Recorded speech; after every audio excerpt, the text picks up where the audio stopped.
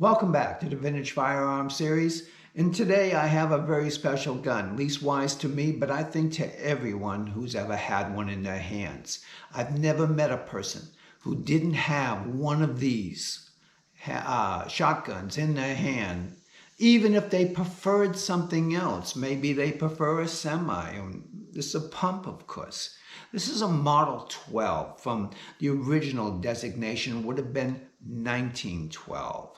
I have one of the earliest ever made, and someday I'll do a video on that. There are some striking differences, little tiny things that someone would not know unless they knew Model 12s really well. But in this particular case, this one comes from 1956. And when I purchased this gun, I had always admired the Model 12, but had never had one up until that point. I'm in one of those flyover states, and I use that term lovingly because it's such a fantastic area and the people are wonderful, and I think so much like them, much like the people, in my opinion, of Tennessee, where I now reside. But this Model 12, 1956 in construction, who made this? Well, we're going to get into that in a minute because it's probably not, in my opinion, who you think made it. Okay, obviously it's a Winchester. Before I really get into that, okay, I want to talk about just the other day, less than 30 days ago, I'm in a gun store and I'm purchasing some guns, and because they know me and everything, I'm getting a little discount. About 15%. Not bad. I'll take that. So somebody brings up a gun. They're talking to me about guns they have in the back that they haven't brought out yet. And they mentioned to me a Model 12. Well, I said, no, I love them, but I've got so many of them. So I really didn't think much of it, and I was looking at other ones. And I had them all set up there, and I was giving them a second look to go through them. And I decided there was one there that I could, in fact, do without. And so I was putting it back on the display area. And as I did, the gentleman, when he was telling me about the Model 12 and bringing out another gun for me to look at, one I can't remember what it was, but I think I did buy that one as well. He bought the Model 12 and put it out on the showroom floor. So when I went to put this gun back that I had decided against, what did I find?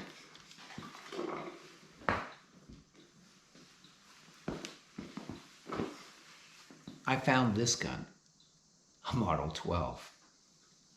When I looked at it, I immediately looked at it and realized it was about from 1949. But look at the condition of it. I'm not going to do a review on this gun today. This is a review on the other one.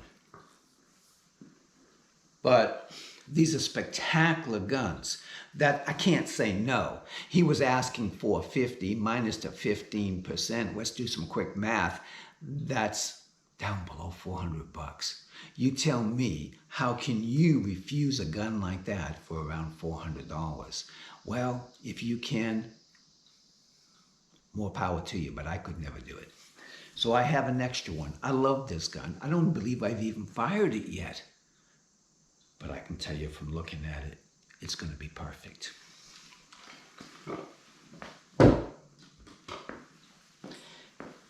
But to go back to our 56, and when it was this long rack of guns years ago when I was in there, and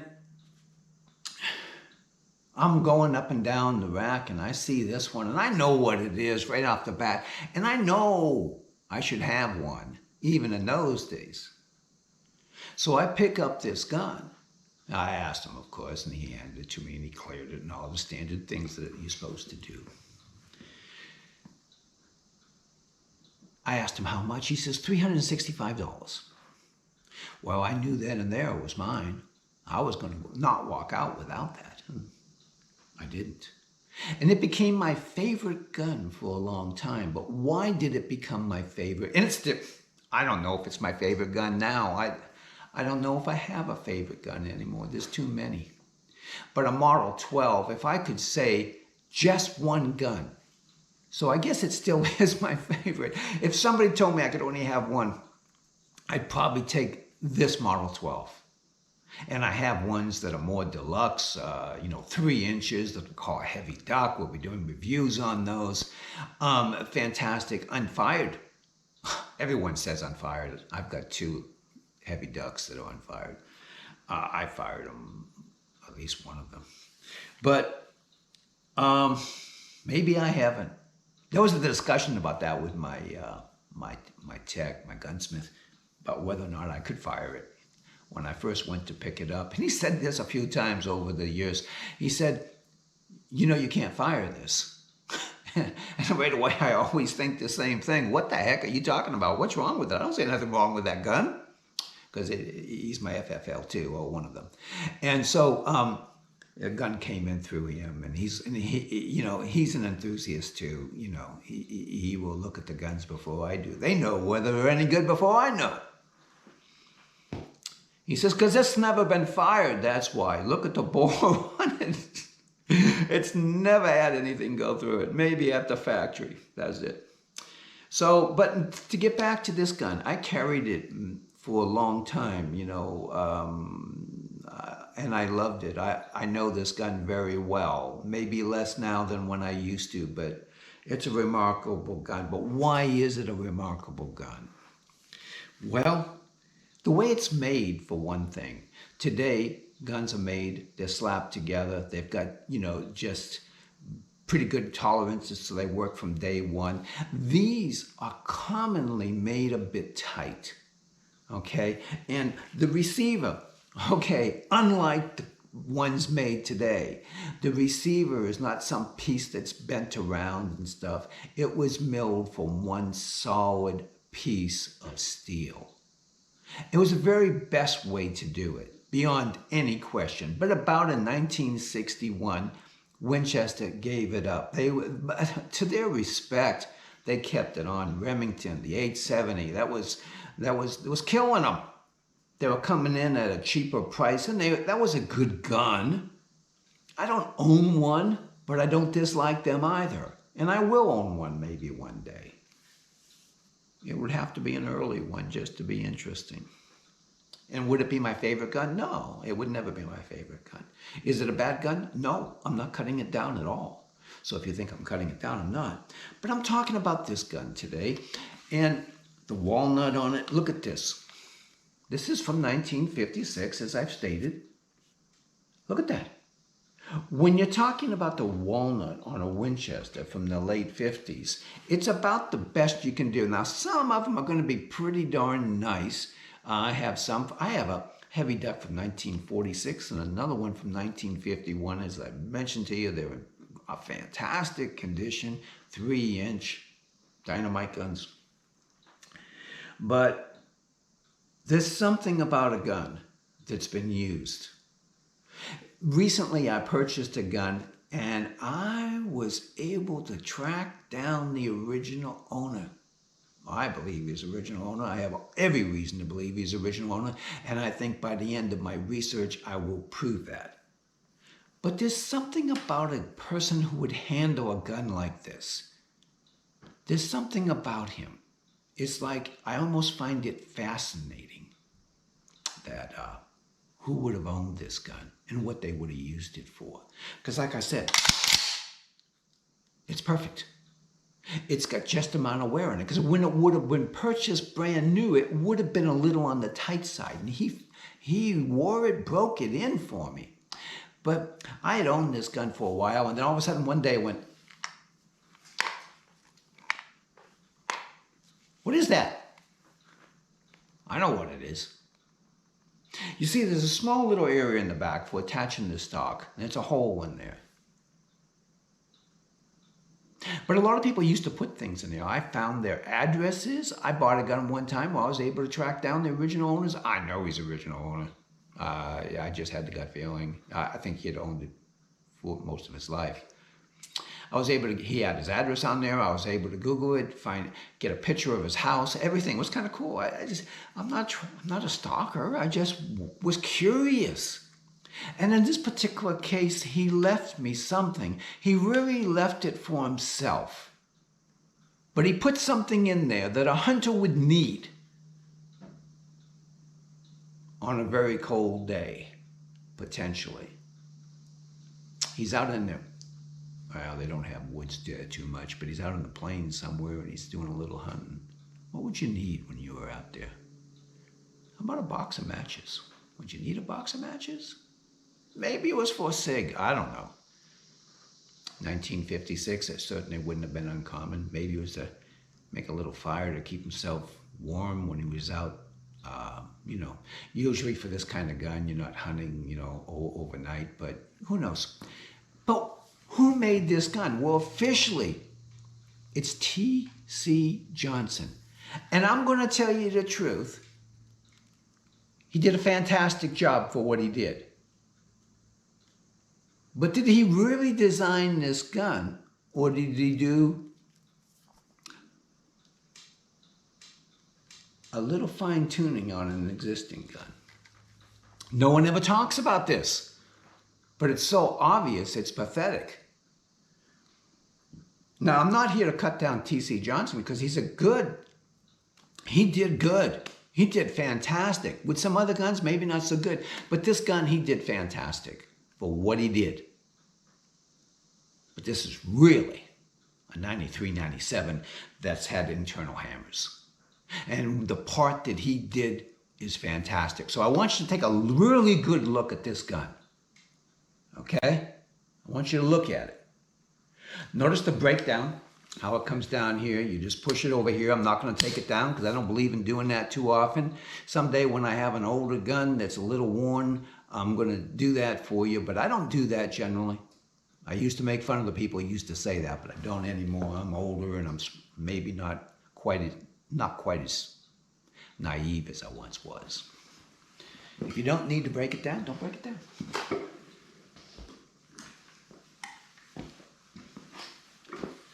Now, does this look familiar? Well, there are some differences. But look at it in general. This is a 97, or if you prefer an 1897. This particular variant is probably going to be called it's just saying 97 on it.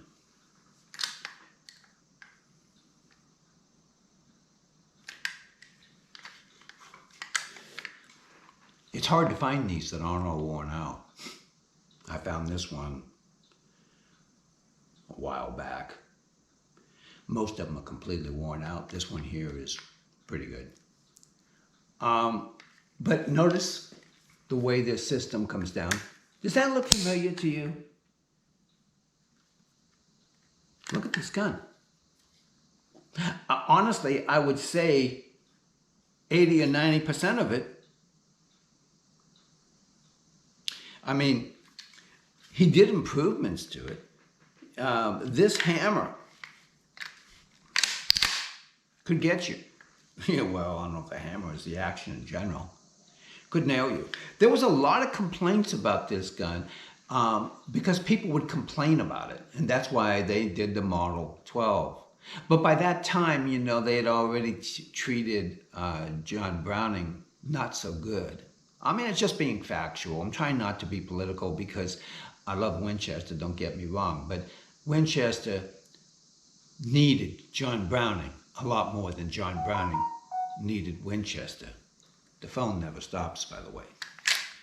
The problem that people thought of when they had this is that you had too many open sources to contaminate the gun. So say, for instance, you were, out in the trenches or somewhere, you could get crud inside the gun through many openings. So the goal was to lessen those, which T.C. Johnson did. And also that when you were chambering the next round, you wouldn't come along and nail yourself. So does he get proper credit? I wouldn't deny him a bit of credit. But you can't say he designed the gun entirely, because no, he didn't. He just went back and looked through that gun over again and said, what are we going to do? I mean, a gun that's been out for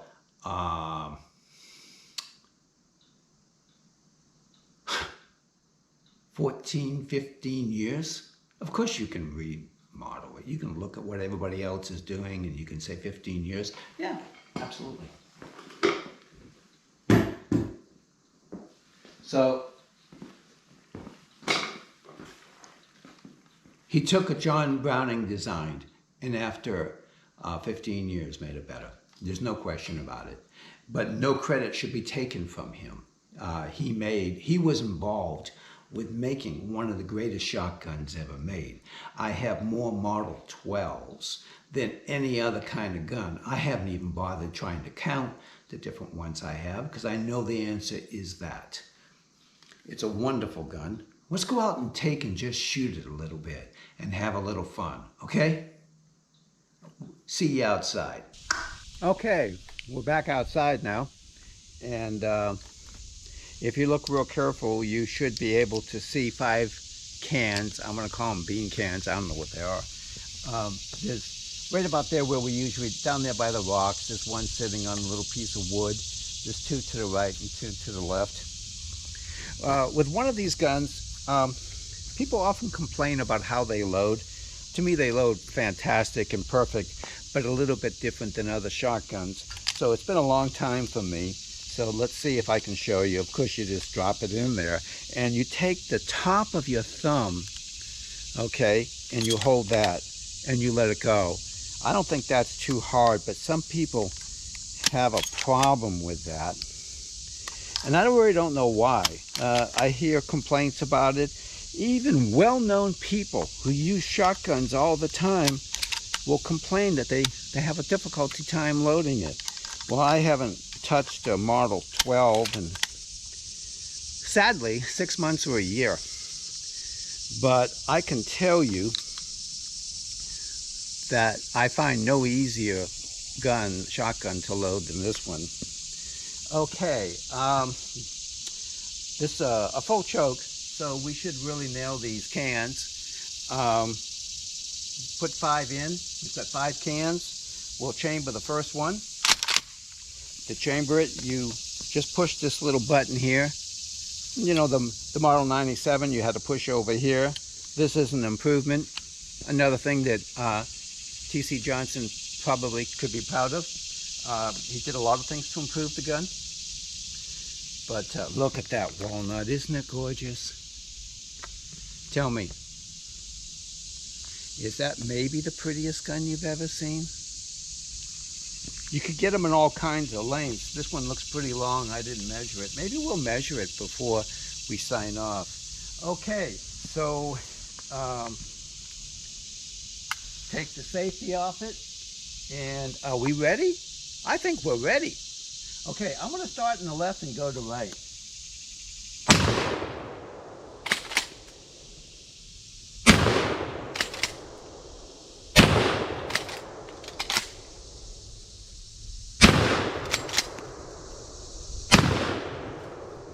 What more could you ask for? That's just a fantastic shooting gun. And a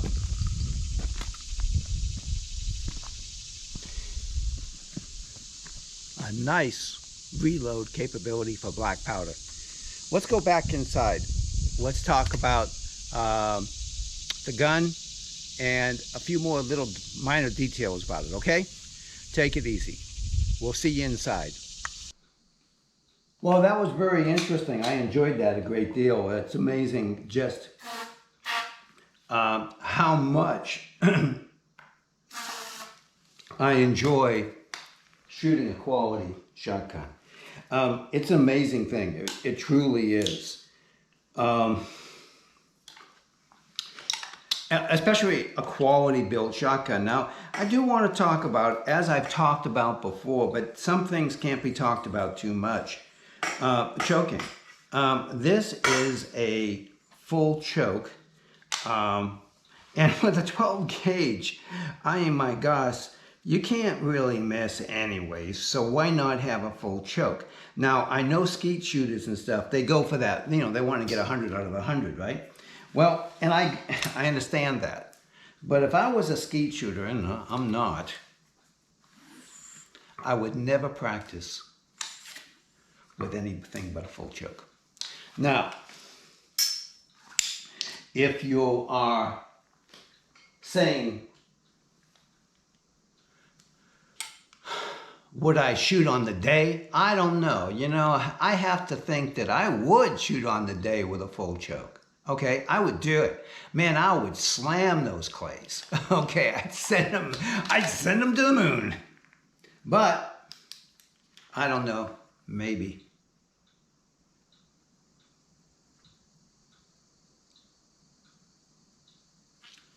That's all you gotta do. It's gonna be good forever. By the way, notice how clean that was, how easy it was to, when I mean clean, I don't mean the finished condition. I'm talking about how easy it was to go, in fact, run the snake through there.